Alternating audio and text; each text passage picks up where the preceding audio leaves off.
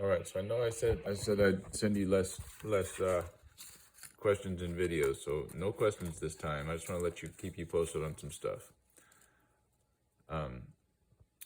So I took off everything. I took off the coil from the circuit to do some testing on it. And here's what I found out: that between 1 and 3, here and here, is 6.4 ohms. Between 1 and 2 is 5.2 ohms. And of course, 1 and 5 are open load and 1 and 4 are open load. And then I got between 4 and 5, I got 2 ohms. So I guess these are definitely two different coils. And like you said, I think I'm gonna switch the coils and basically put 1 and 3 here, and then 1 and 3 here, and then 4 and 5 here. If that makes sense. I think I'm pretty early. I got up about 2 o'clock this morning. I couldn't sleep, so I've been struggling. But basically, this was 1, and that was 3, and that was 4, and that was 5, or vice versa. Well, you know what I'm saying. So basically, I'm going to switch them, and then see if we get any change in the oscillation. Basically, we had the bigger coil before. It was on the valve side, and then the smaller coil was on the antenna side. That's how it was wired before. So maybe perhaps putting the smaller coil on this side and the bigger coil on that side, and testing it. And if that doesn't do anything, well, then I'm gonna go to maybe just getting that 6A, well, you know, the 12BE6 circuit going. So I'll let you know. All right, after going through this about 10 times, because I was making all kinds of mistakes because I'm tired, I got the audio signal coming in to my mini jack cord. Ground on the outside, center conductor is the audio signal. That's feeding into, oh gosh, did I make a mistake? I don't think I did. Yeah, all right.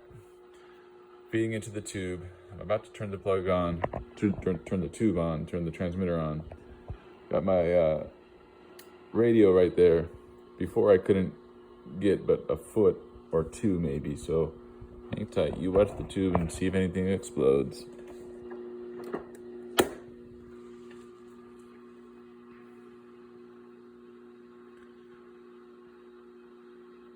Am I missing anything here?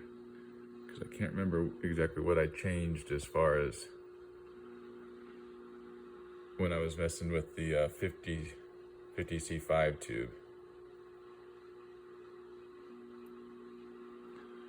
Well, we got tube light.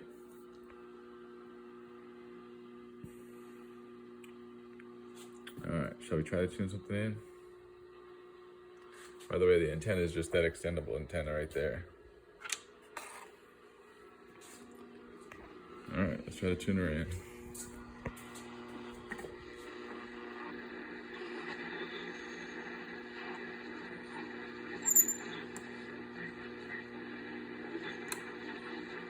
I think you're right, because I wasn't getting the station over here before. I think you're right about the time being affected, because right now it's still pretty early. And I usually don't get these stations. I think that's it. Oh, I gotta admit that my this thing is down on minimum, so it's not actually producing an audio signal right now. Turn that up a bit.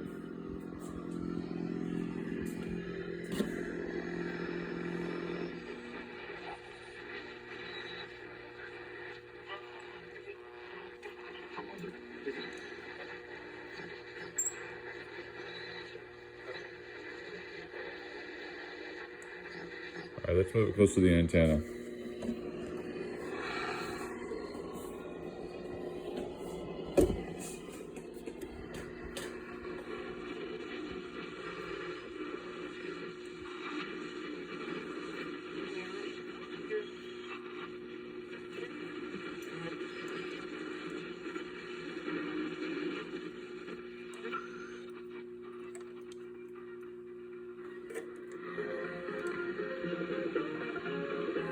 Man, you're amazing. I never had signals like this before. I'm not getting the signal that I'm hoping for, but I actually, like you're saying, you remember you told me that the band actually opens up in the dark hours? Yeah, I never had any of these stations before.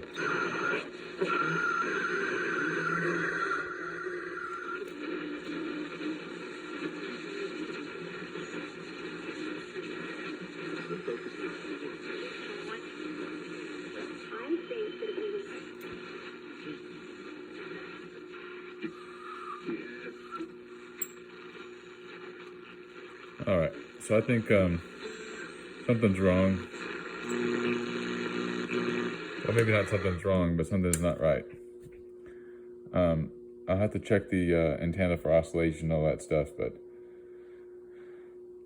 back to the drawing board. Let's see what's going on. Here's the plate of the 117L7 tube. You can see that we're at 100 volts per square. So we're sitting at about 156 DC bias. And watch me when I change the amplitude or the volume of the audio signal. Looks like that's just the carrier. And then it starts to modulate. Like that. Zoom in on the audio signal. Let's do that. Let's go to couple to AC. So here's our audio signal. Or our transmission signal, really.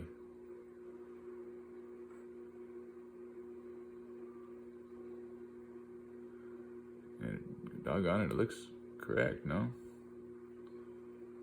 Again, that's a pretty wide.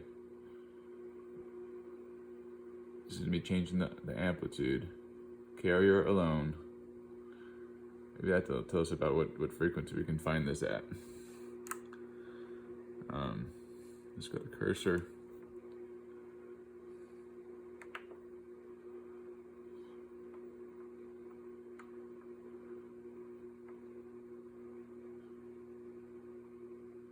You know, maybe that's my problem, is because I just detuned it somehow. Because it's saying 1.6 megahertz, and it might be just off the band, you think? I wonder if I can change I know that there's it's an adjustable inductance on that coil, I can turn it.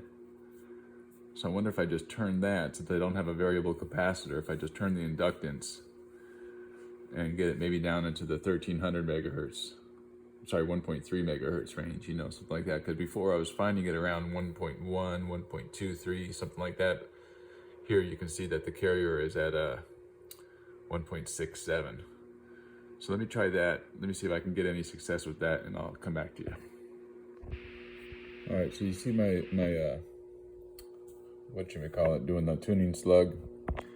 I changed it. I turned it quite a bit. In fact, I got it down to what seems to be, hold on, let me get the light out of the way. What seems to be 1.3 megahertz now. Let's try this again, shall we? Turn on the radio. Hold on. All right, so I got the radio in my lap.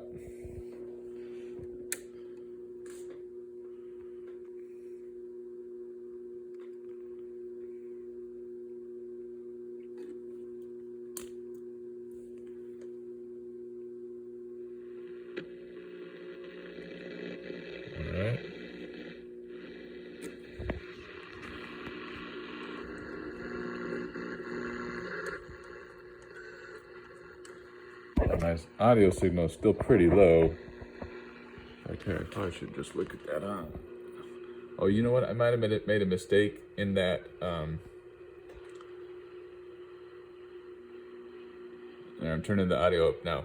I might have made a mistake in that I was tuning this tuning slug while I was connected to the plate of the oscilloscope. We'll just see if we can find it. Let's keep going. That's the volume.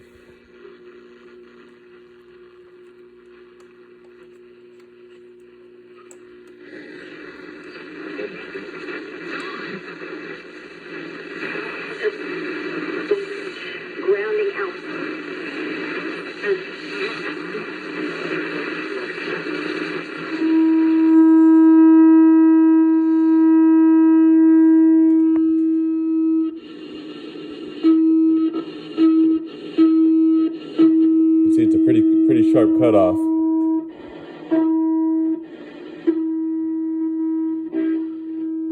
I'd say that is a success, at least for getting it to transmit, right?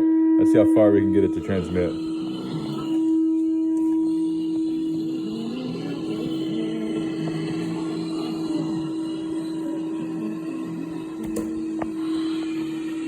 I mean, I can still hear it. You can hear that the static is a lot worse.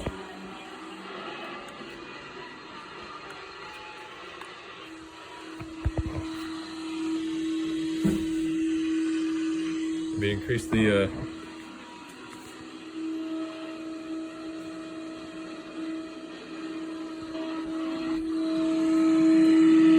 so it appears, I guess a couple things. So it appears that yes, I can get it, what is this, about 8 feet now?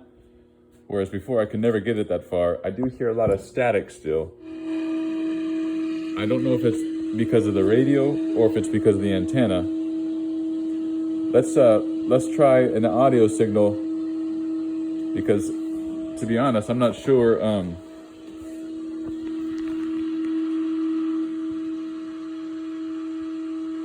what I'm trying to say is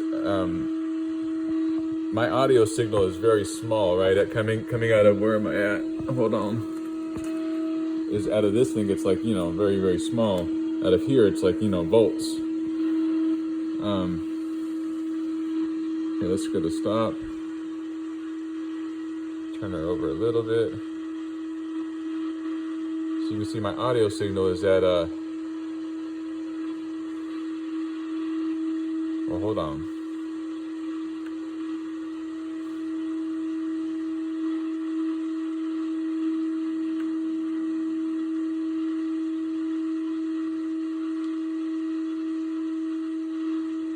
Oh, that's the output audio signal. I'm sorry, I'm looking at the output audio signal. That's about 100 volts peak, so 20 volt of division, so 20, 40, 60, 80, 100, yep.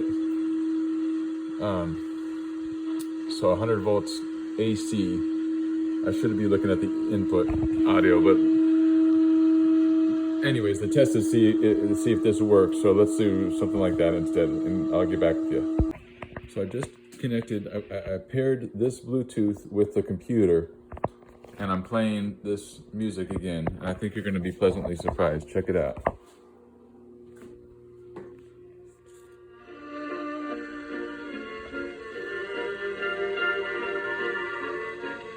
Oh, yeah. That's 8 feet. Uh-oh, what happened?